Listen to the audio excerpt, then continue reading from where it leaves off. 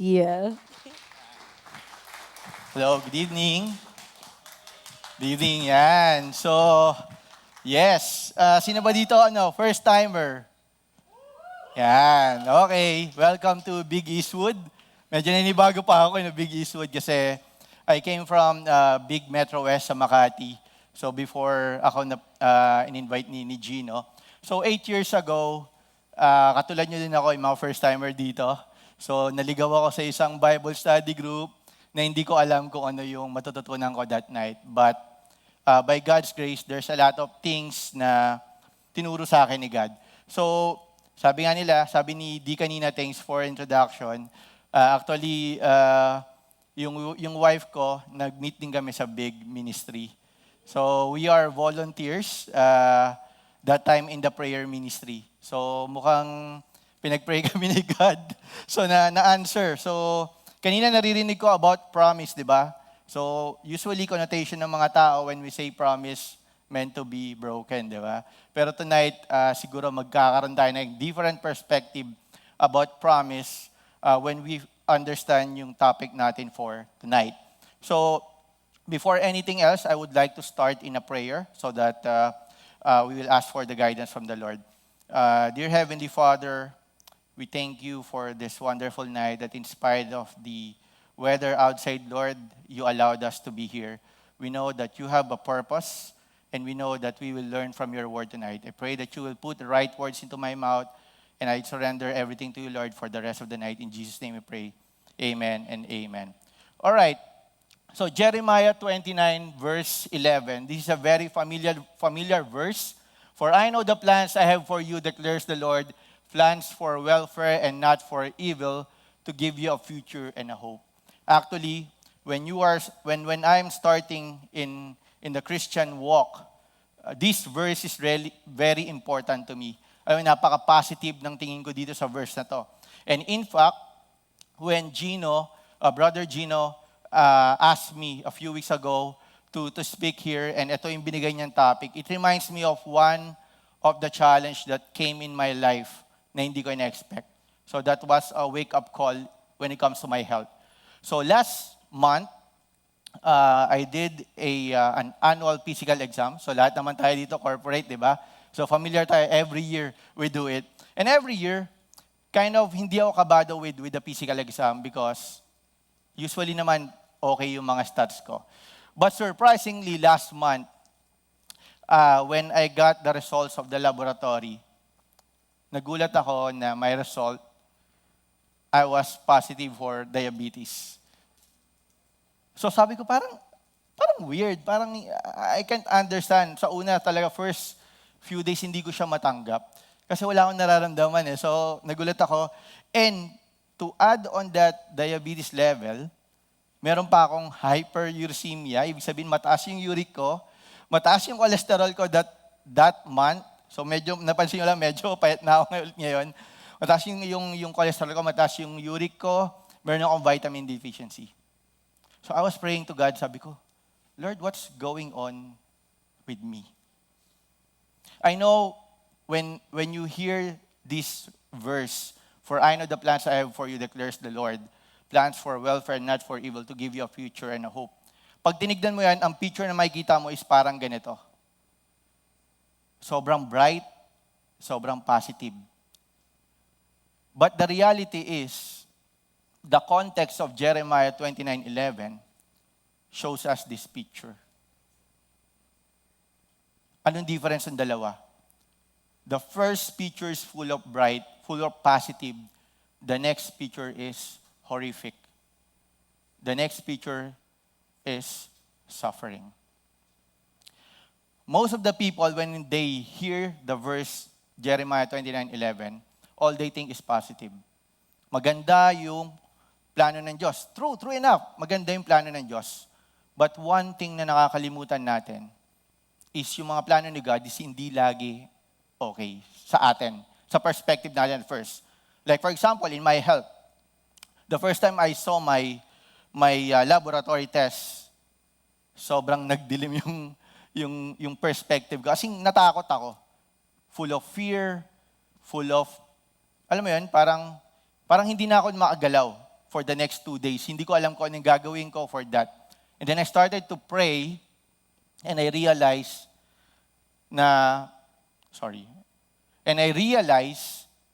na meron talagang pagkakataon sa buhay natin na may darating na challenges. And if we focus our eyes to God, in the end, makikita natin yung great purpose niya, yung great plan niya para sa atin.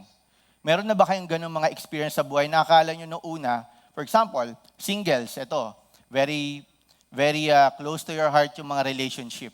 Di ba? When sometimes, pag nabobroken-hearted tayo, we all think this is the end of the world.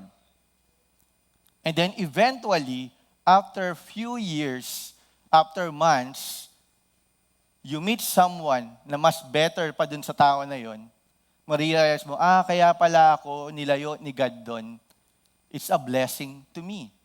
So, yun yung mga example na kung titignan natin, at first, we think it's negative.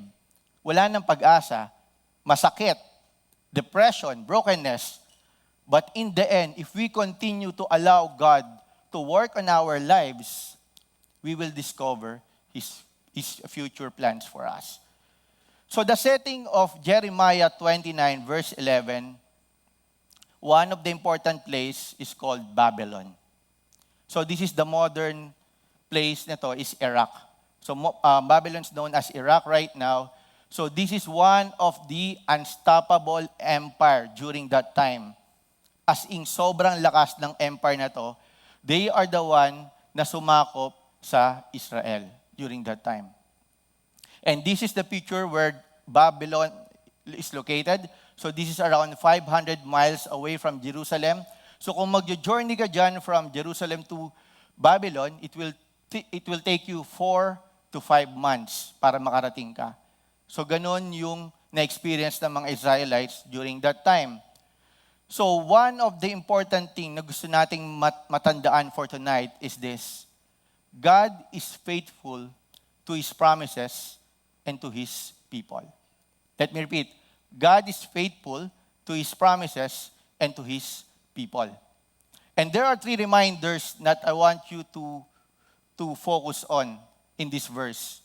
First, God's judgment. Second, God's grace. And the third one is God's restoration. So, ang titignan nyo, Jeremiah 29:11, wow, positive, ang ganda. Pwede kong ilagay sa Instagram, pwede kong i-post sa Facebook. But looking at the context tonight, we will dig deeper. Ano ba yung reminder sa atin ng Jeremiah 29:11? So, are you ready, guys? Are you ready? Okay, let's focus with God's judgment. So, para maintindihan natin yung word ni God, many times kailangan natin mag-look back sa ibang mga chapters or the chapters before that main chapter. So let's go to Jeremiah 25 verses 1 and 2. So sabi niya dito, the word that came to Jeremiah is known as the weeping prophet. Bakit siya weeping prophet? Because during that time, nung nabubuhay si Jeremiah, ang daming opposition sa prediction ni Jeremiah. Ang daming nag-o-oppose na ito, sasakupin kayo ng Babylon, pero hindi naniniwala yung mga Israelites. So sabi niya dito, concerning all the people of Judah, in the 4th year of Jehoiakim, the son of Josiah, king of Judah, that was the 1st year of Nebuchadnezzar, king of Babylon. So Nebuchadnezzar was the greatest king of the Chaldean dynasty. So malakas to, ambitious, ruthless, and powerful na king ng Babylon, si Nebuchadnezzar, which Jeremiah the prophet spoke to all the people of Judah and all the inhabitants of Jerusalem. For 23 years from the 13th year of Josiah, the son of Ammon, king of Judah, to this day, the word of the Lord has come to me, and I have spoken persistently to you, but you have not listened. Verse 4, you have neither listened nor inclined your ears to hear, although the Lord persistently sent to you all His servants, the prophets. So what can we observe from this verse? Let's focus our eyes on the word, you have not listened. It's a sad truth for every one of us that most of the most of the time, we do not listen to the word of God. You know, in a leadership teachings or in knowledge, one of the important character of a leader is to be a good listener. As simple as that. Pero if you're going to apply it in your lives, definitely it's hard to apply. So those times Israel doesn't listen to the Lord. Verse 5 saying, "Turn now every one of you from his evil way and evil deeds, and dwell upon the land that the Lord has given to you and your fathers of all and forever. Do not go after other gods to serve and worship them." This is happening in our society right now. There are a lot of gods. And hindi lang yung mga religion gods, but also in each one of us, we have our own God. Diba? Pwedeng yung work natin could be our idols. Pwedeng relationship. Diba? Pwedeng career. Pwedeng our friends, our God. Yung mga ganun ba? So, do not go after other gods to serve and worship them or provoke me to anger with the work of your hands, then I will do you no harm. Let's continue. Yet, again, this is an emphasis again that those Israelites, matitigas talaga ulo nila at hindi sila nakikinig. "You have not listened to me, declares the Lord, that you might provoke me to anger with the work of your hands to your own harm. Therefore, thus says the Lord of hosts, because you have not obeyed my words, behold, I will send for all the tribes of the north, declares the Lord, and for Nebuchadnezzar, the king of Babylon." Imagine, ito yung magiging conqueror, my servant. "And I will bring them against this land and its inhabitants, and against all the surrounding nation. I will devote them to destruction, and make them a horror, a hissing, and everlasting desolation." And verse 10, ito na. This is the judgment of God sa mga Israelites during that time.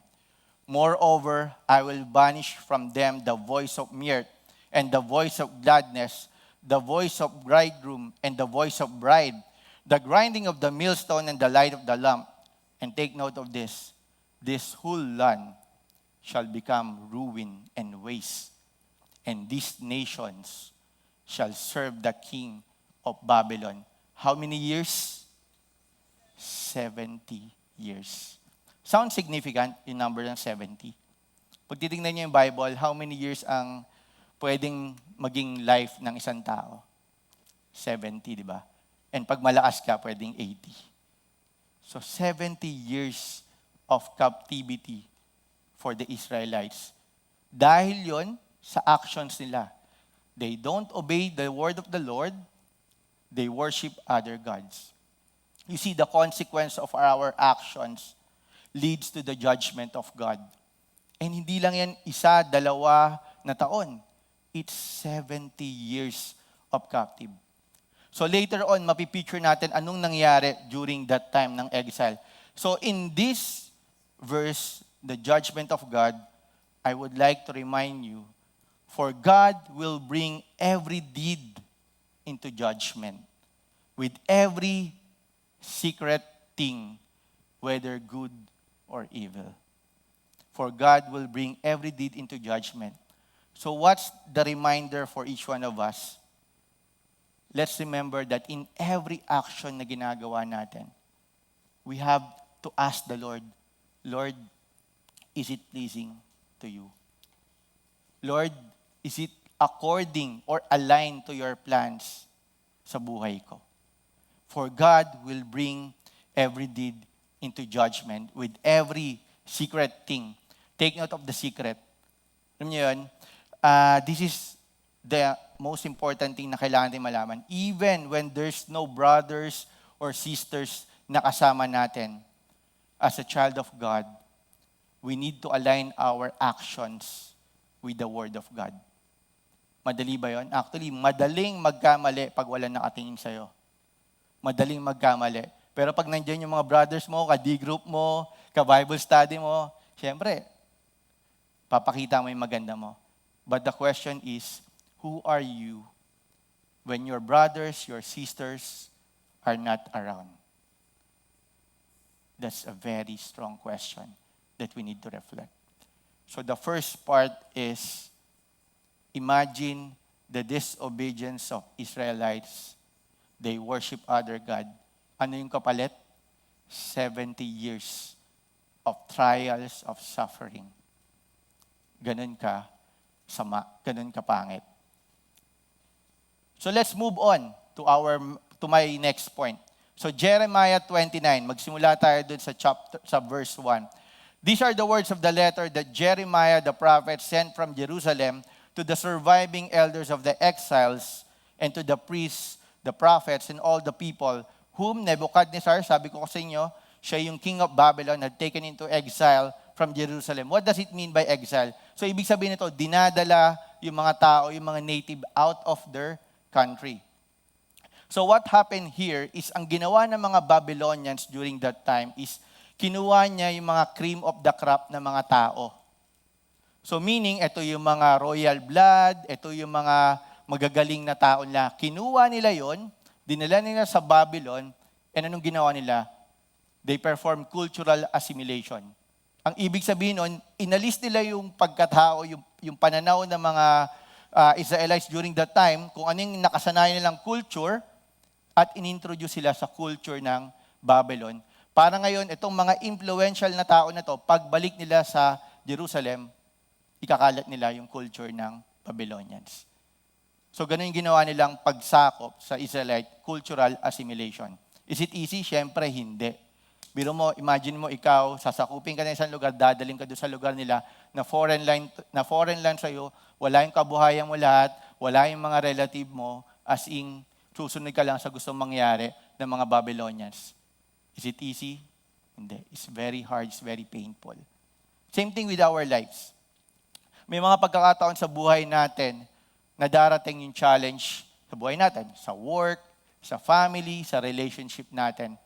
Pero at the end of the day, if you know that God has a good promise to you, didepende ka sa Kanya.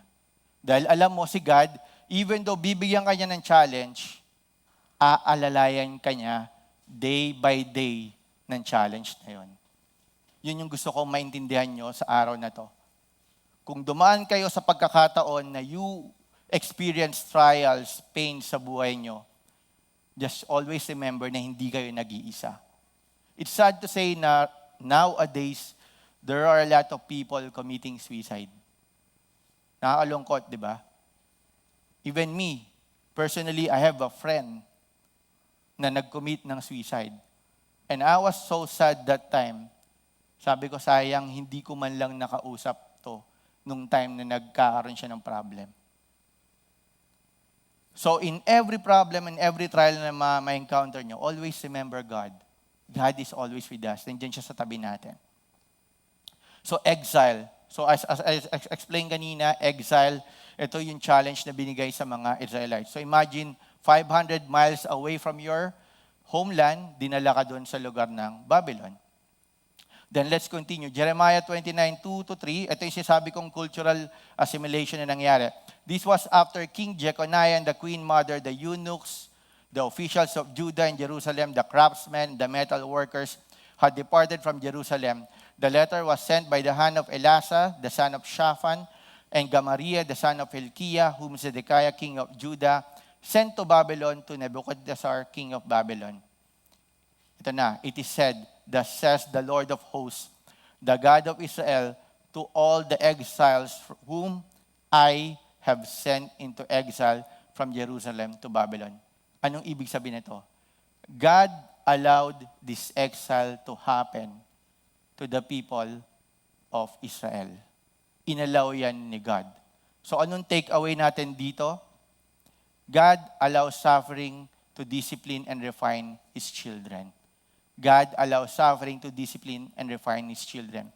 This is one thing na kailangan nating matandaan because many people, when they come to God, at first, they are so intimate.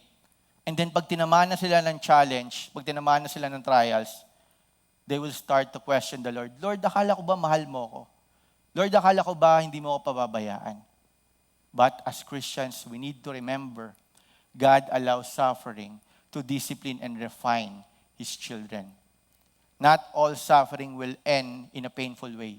Lahat yon, or some of them, will have a good intention na mangyayari sa inyo. Like what I've said earlier. So, moving on with this verse, Jeremiah 29:5. So, nangyari na yung exile, may judgment si God. So, ano na ngayon yung nangyayari sa mga Israelites na napunta sa exile?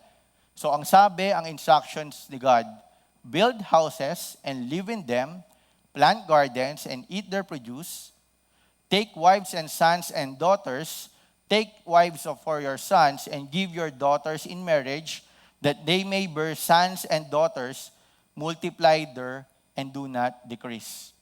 But seek the welfare of the city where I have sent you into exile, and pray to the Lord on its behalf, for in its welfare you will find your welfare. So anong sinasabi ng verse na to?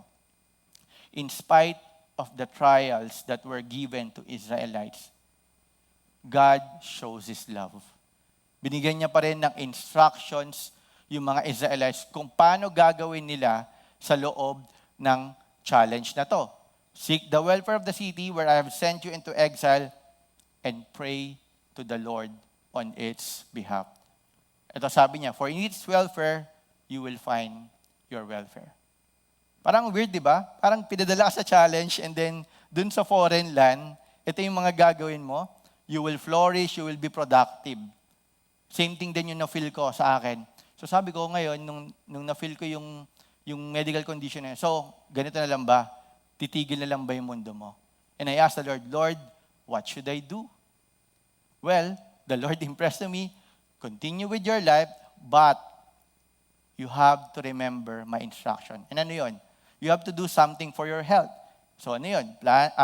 Eat the right food, exercise. So same thing din nangyari dito. The Israelites were bring to a challenge, and then God instruct what they need to do. And may bonus pa. Ito, before yung bonus na yon, I want you to remember, in the midst of God's judgment, we can experience God's grace. In the midst of God's judgment, we can experience God's grace. What is grace? Grace is something that we don't deserve. Grace is something out of the love of the Lord. Alam niya na di ba yung mga Israelites, ang titigas ng ulo, hindi na ikinig, nag-worship ng other God. Pero in spite of that behavior, pinakita pa rin ni God na you can experience my grace in the midst of this judgment. How can you not trust the God? Diba? How can you not trust the Lord? Na kahit na dinidisiplina ka niya, meron at meron pa rin siyang instruction sa'yo, hindi ka niya pinababayaan. And ito yung bonus. Meron pa siyang warning. Bukod sa instruction, meron pa siyang warning. For thus says the Lord of hosts, the God of Israel, do not let your prophets and your diviners who are among you deceive you. So during that time, ang daming false prophet na kumakalaban kay Jeremiah. And take note, ang sinasabi nila sa mga Israelites during that time, hindi tatagal yung exile na yan. It will only take you 2 years. Ang layo, di ba? 2 years versus 70 years. So these are the false prophets. So God, through Jeremiah, sinabi niya, do not allow you to be deceived by this false prophet. Do not listen to the dreams that they dream, for it is lie that they are prophesying to you in my name.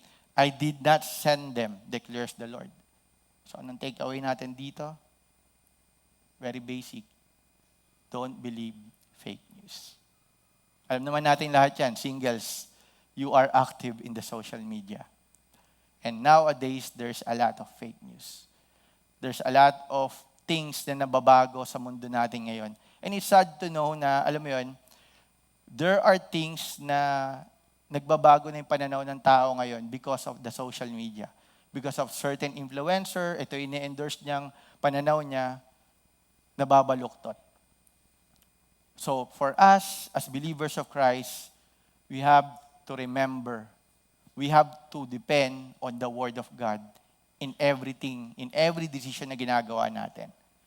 Don't just rely in the news na nakikita nyo sa Facebook. So this is the warning of Jeremiah to those Israelites. Don't believe in fake news. Let's move on. For thus says the Lord. Ito na yung magandang part. So sabihin niyo naman sa akin tonight, puro negative tayo. This is the positive part.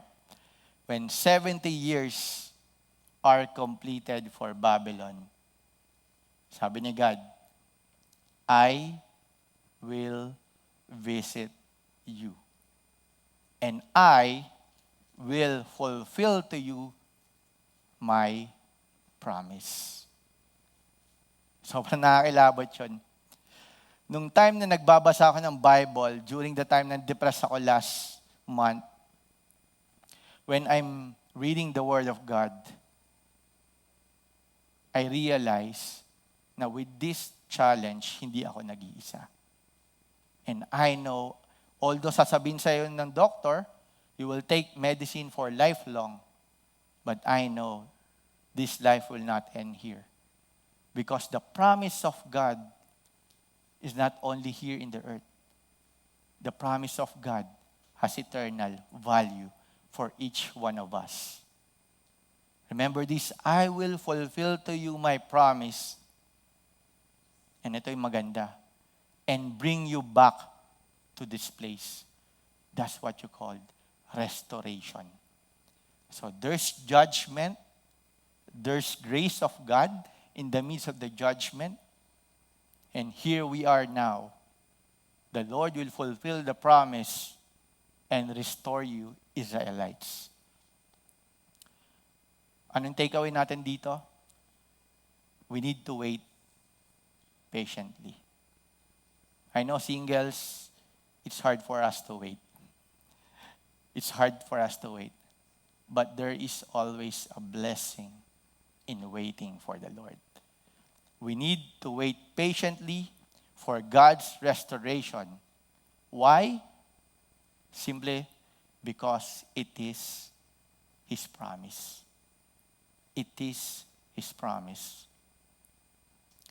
Jeremiah 29:11, For I know the plans I have for you, declares the Lord, plans for welfare and not for evil, to give you a future and a hope. And the restoration of God was written again in Jeremiah 31:2, just to prove you yung nangyaring restoration. Sabi niya dito sa verse na to, the word that came to Jeremiah from the Lord, thus says the Lord, the God of Israel, write in a book, imagine, write in a book all the words that I have spoken to you. Why? For behold, days are coming, declares the Lord, when I will restore the fortunes of my people, Israel and Judah, says the Lord, and I will bring them back to the land that I gave to their fathers, and they shall take possession of it. What a beautiful restoration. After 70 years, after the judgment of God to Israelites, finally, God will restore them. And in Ezra 1:1-2, it shows paano nag-start yung restoration na yon. In the first year of Cyrus, king of Persia, during that time, di ba, sinakop ng Babylon ang mga Israelites, and then the Babylon was conquered by Persia. And ito yung blessing. In the first year of Cyrus, king of Persia, that the word of the Lord by the mouth of Jeremiah might be fulfilled. The Lord stirred up the spirit of Cyrus, king of Persia, so that he made a proclamation throughout all his kingdom, and also put in writing. Thus says Cyrus, king of Persia, the Lord, the God of heaven, has given me all the kingdoms of earth, and he has charged me to build him a house. Where? At Jerusalem, which is Judah. Whoever is among you of all his people, may his God be with him, and let him go up to Jerusalem, which is in Judah, and rebuild the house of the Lord. The God of Israel, he is the God who is in Jerusalem. And let each survivor in whatever place he sojourns be assisted by the men of his place with silver and gold, with goods and with beasts, besides freewill offerings for the house of God that is in Jerusalem. What a beautiful promise that God has fulfilled for Israelites.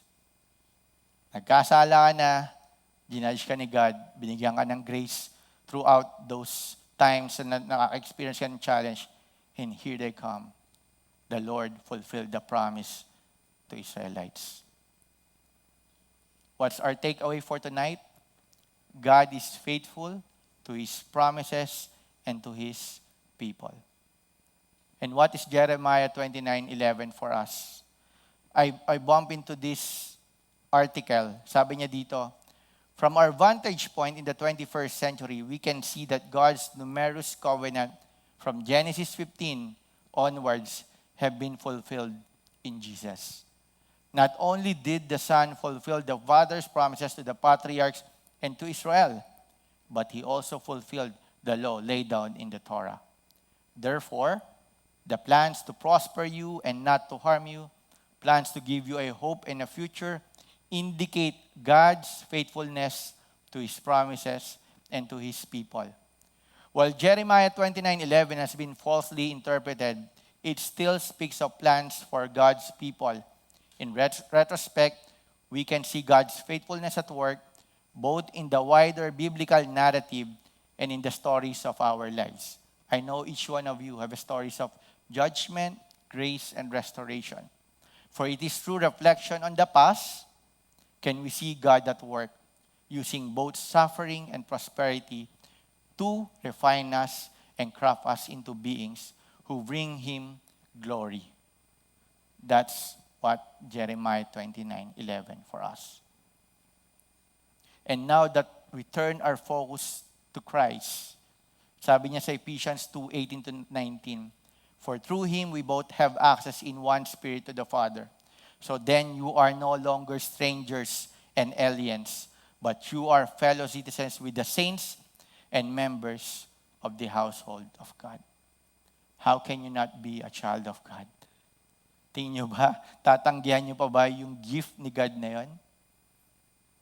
Hindi nyo ba ialo sa God nyo na isurrender yung buhay nyo, yung every second of your life with God? Ako nga, I started to know Christ when I was in 27 years old.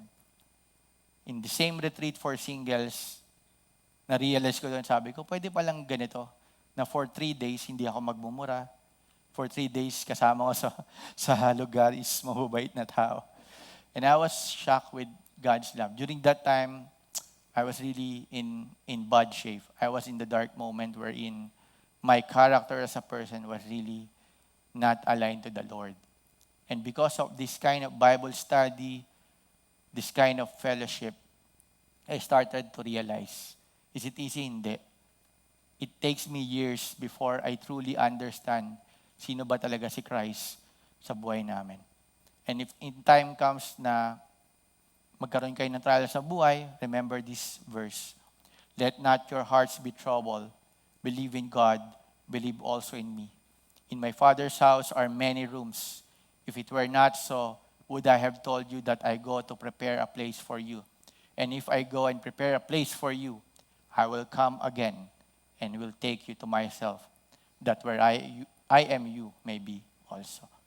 Let not your hearts be troubled. Times of trials, huwag tayong lumayo kay God.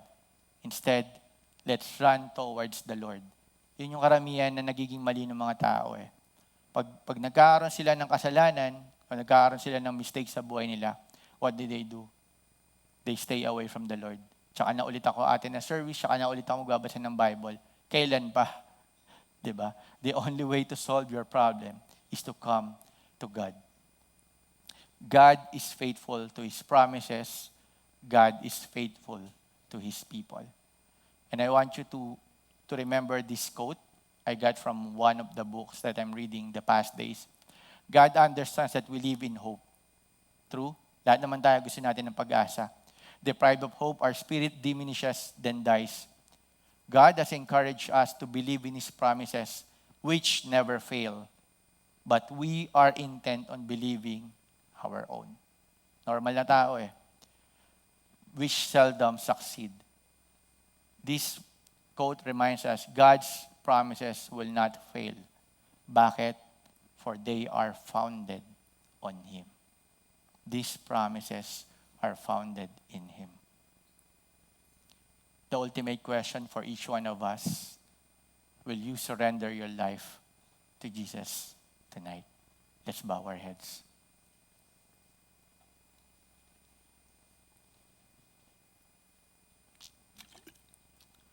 Father in heaven, thank you for your word in Jeremiah 29:11. The same as with the Israelites, we admit that many times we are not obedient to your word. That many times we worship other gods. And so, Lord, tonight, we humbly ask for your forgiveness. Cleanse our hearts from any unrighteousness. And lead us, Lord, to the way of life. Lord, I don't know the season of every person in this place. But if there's someone here that encounters trials or challenges, I pray that whatever trials he or she is facing right now, I pray that he will surrender it to you. Remind that person that he is not alone. That in the midst of trial, we will experience your grace. We will experience your love. And at the end of this journey, we know, Lord, that you will fulfill your promise. You will restore us. So, Lord, tonight, we surrender to you our hearts. We surrender to you our life. We accept you as our Lord and Savior. You are the God of forgiveness. You are the God of promises fulfilled. And you are the God that is in control of everything in this world. So, Father God, we thank you for your word. We thank you for your life. And I pray that as we leave this place, we will continue to reflect on your word, be consistent with our prayer, and surrender our life to you, Jesus, our Lord and Savior. This is our prayer tonight. In Jesus' name we